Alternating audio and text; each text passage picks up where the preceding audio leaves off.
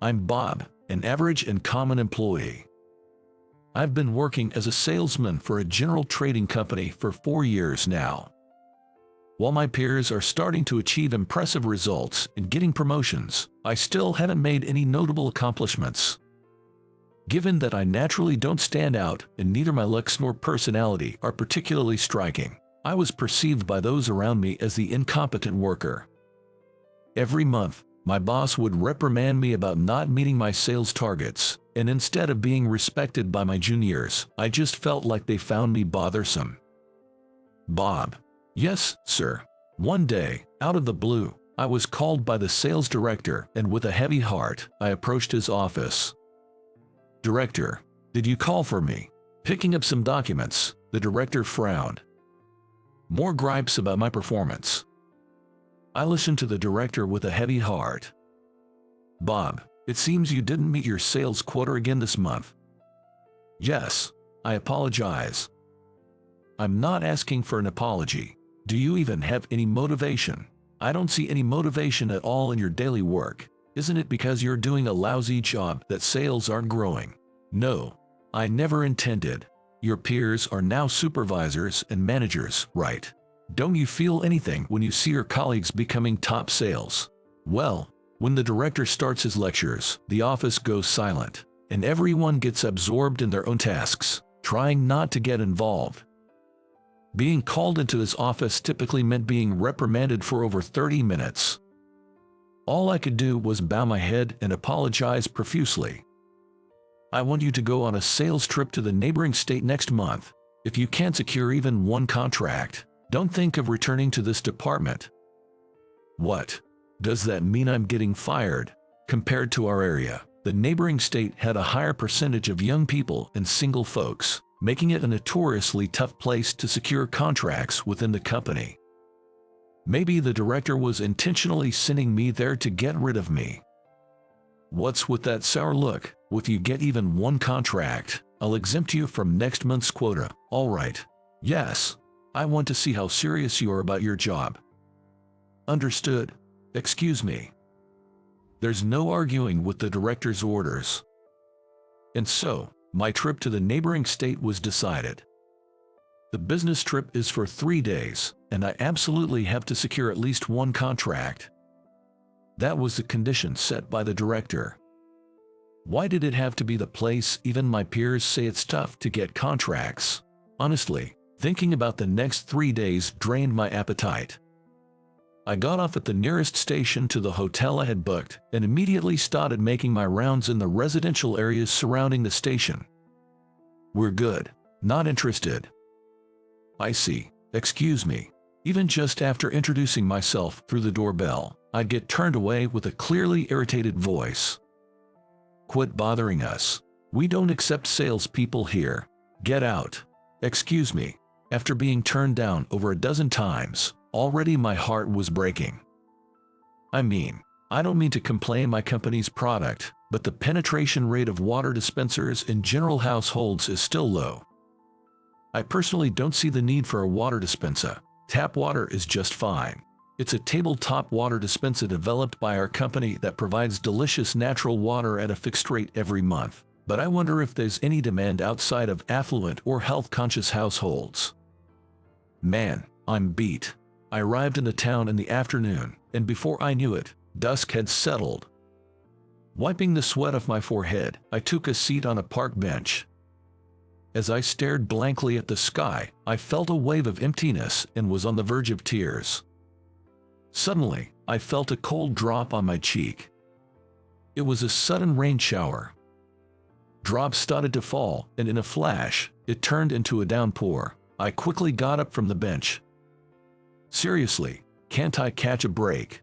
Tossing an empty plastic bottle into the trash bin near a vending machine, I left the park. I was on my way to check in at a hotel, heading towards the train station. As I passed by the riverbank, I glanced over and saw a woman, soaked to the bone, standing by the river's edge. Who would stand there without an umbrella in this heavy rain? Though I should have just moved on, something inside me stirred, and I approached the drenched woman, calling out, "Are you all right? Being out here alone in this rain, You'll catch a cold." She turned around, startled. She was strikingly beautiful, with a well-composed face. I wondered if she was an office worker. Despite her soaked suit, our eyes met, and I felt my heart race. It wasn't just her captivating gaze, but the fact that she had been crying. Her moist eyes were red and swollen, and her complexion was very pale from being wet in the rain for so long. "I'm sorry. Please leave me alone. I want to be alone. It's dangerous here," I replied. The riverbank was muddy from the rain, and if she slipped and fell into the river, it would be serious. Maybe I was being pushy, but I grabbed her wrist. "Let me go. I'll let go if you step away from the river." "Why? It's none of your business." Tears streamed down from her eyes as I held on to her. "I can't just stand by and watch when you look like you might fall into the river any moment." As I insisted, she tried to shake off my grasp. "Whoa, she twisted herself and slipped. Careful, she lost her balance and was about to fall into the river. In a panic, I reached out with both hands, grabbing her arm and pulling with all my might to lift her up. She looked at me, wide-eyed in astonishment. "Why are you doing so much for me?" I wasn't sure why I was so determined myself. But it'd be a real disaster if she had fallen into the river and drowned. In such a situation, I couldn't just stand by and do nothing. Seemingly trusting me, she took my hand. Later, she said, "As a thank you for helping me, would you like to have coffee at my apartment?" I found myself being led to her apartment. For a regular bachelor like me, this was the first time entering a woman's place. Feeling a bit nervous, I took off my shoes at the entrance, and she handed me a towel from her dresser. "Thank you." "You're welcome. Don't worry." In the stillness of the apartment, a man and a woman, both wet, were alone wiping themselves down. She, appearing a bit restless, finished drying off first and began heating water in the kitchen. Glancing around the room, I noticed a photo frame on the dresser. From where I was, I couldn't see the faces clearly, but it was evident it was a picture of a man and a woman. Did she have a significant other? Well, considering how beautiful she is, it wouldn't be surprising. Feeling a tad disappointed, I sat at the dining table and waited for her to bring over a tray. "Here you go." Thank you." The woman sat down across from me. After sipping the freshly brewed coffee, I broached the topic. "Why were you staring at the river in the rain?" When I asked her directly, she shook her head slightly. "Whenever I'm sad, I've always been drawn to the water. Somehow, it calms me." "I get that, but please be careful. What if something had happened?" "It's okay. Ever since I lost him, there's been no spark left in my life." "I'm sorry, what?" With a sad smile, she picked up the photo frame to show me. "We are twins."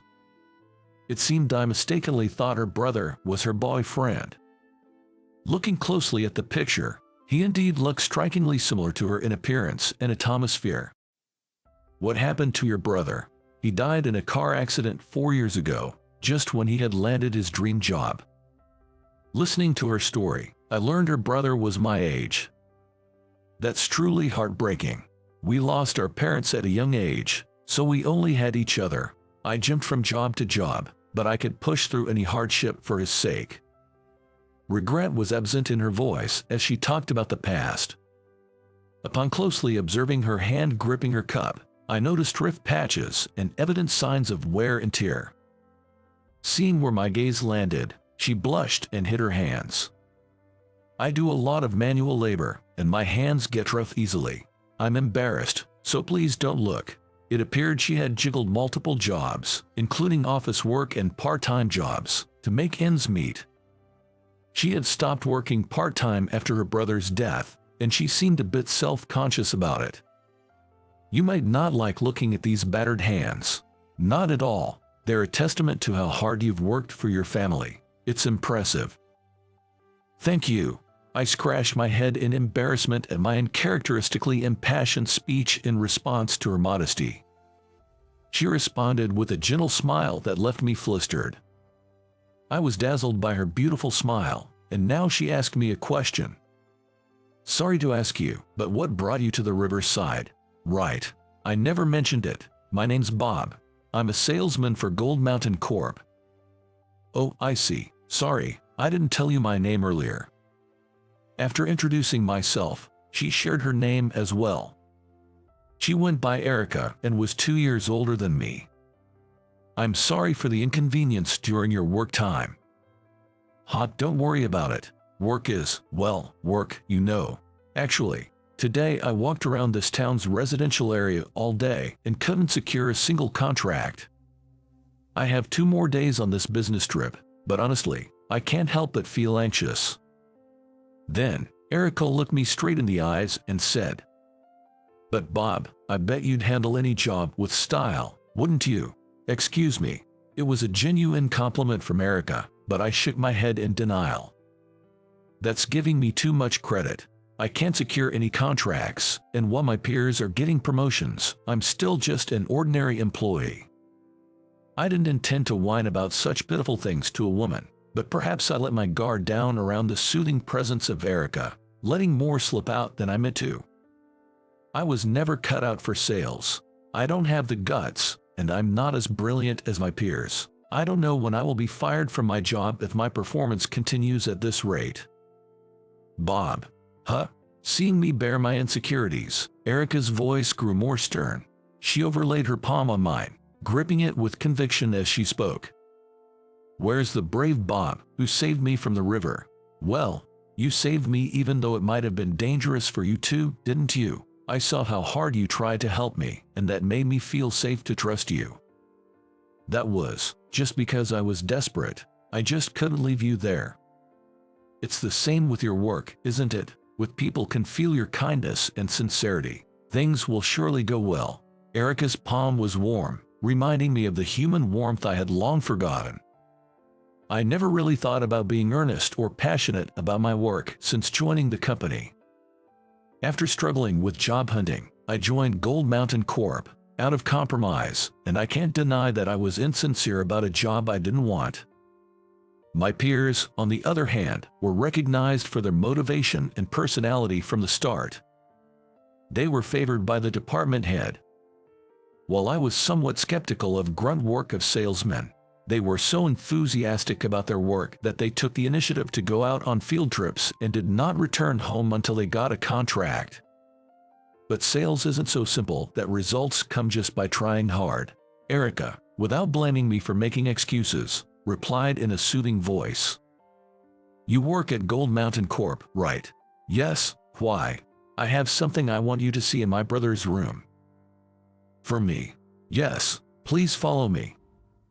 I followed Erica into the room she led me to. My brother's room has been left as it was when he passed away.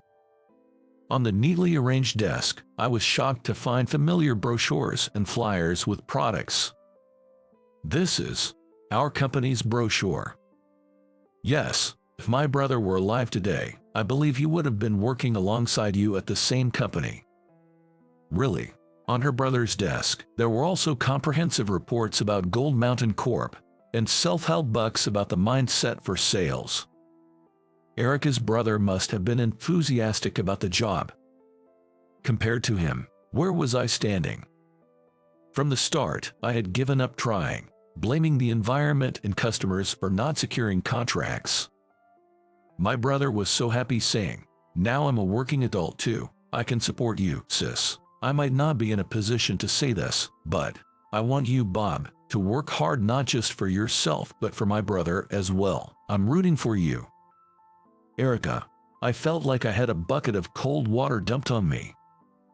After that, I decided to leave the apartment after thanking her, as it was past check-in time at the business hotel. The next day, after staying at the motel, early in the morning, I got dressed, stuffed my bag with information on water dispensers and brochures, and once again walked every inch of this town. "May I have a moment of your time? I'm a bit busy right now. I'd at least like to give you this information. Please accept it." Just like the first day, the response wasn't great. but I earnestly bowed my head, talked to those willing to listen, handed out brochures, and felt a sense of accomplishment in my own way, even if just dropping information in mailboxes.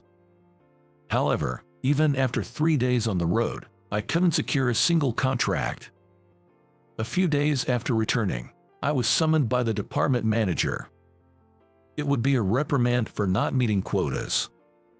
Feeling dejected, I headed to the director's office. "You wanted to see me. It's about your recent trip. I'm truly sorry, I couldn't secure a single contract." As I bowed deeply, the director stood up and gave me a reassuring pat on the shoulder. "We got 2 calls from the neighboring state yesterday. They want to sign contracts after considering your passionate presentation." "What? You've got potential, Bob. Keep up the good work. I'm counting on you. Thank you so much." For the first time in a while, I met my sales quota. That moment of joy rekindled my passion for the job.